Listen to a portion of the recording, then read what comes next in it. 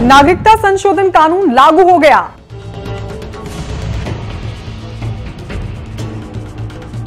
अयोध्या में भव्य राम मंदिर का निर्माण हो रहा है।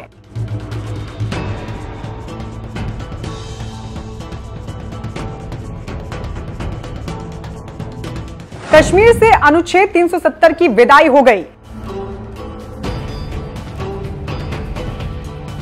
मुस्लिम महिलाओं को 3 तलाक से आजादी मिल गई।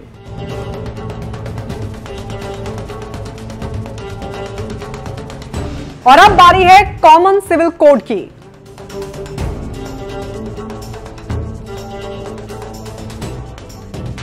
अटल बिहारी वाजपेयी ने जब तमाम नेताओं के साथ बीजेपी की नींव रखी थी, उसी वक्त से बीजेपी के एजेंडे में राम मंदिर निर्माण, अनुच्छेद 370 हटाने जैसे कई मुद्दे शामिल थे।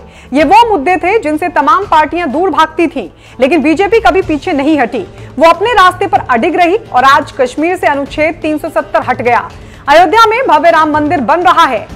मुस्लिम महिलाओं को 3 तलाक से आजादी दिला दी गई और अब बारी है एक देश एक कानून यानी कॉमन सिविल कोड की, जिसके लिए देश के गृह मंत्री अमित शाह ने महाकाल की धरती मध्य प्रदेश से ऐलान कर दिया है कि उत्तराखंड में common civil code pilot project के तौर पर लागू किया जा रहा है।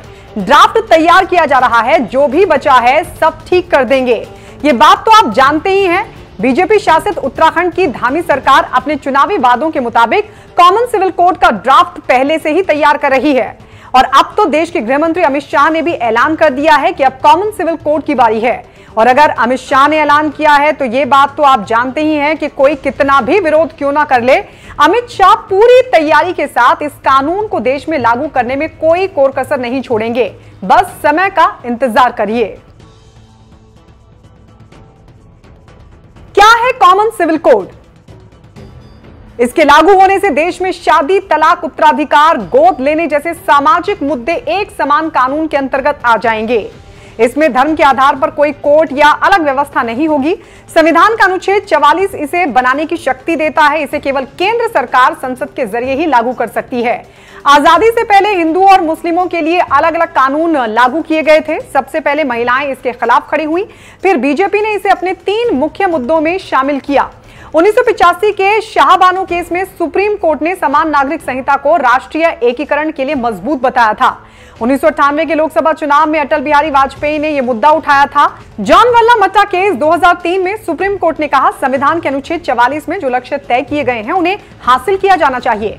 2014 में जब मोदी जीतकर प्रधानमंत्री बने तो उस वक्त लोकसभा चुनाव के घोषणा पत्र में भी यही मुद्दा शामिल था।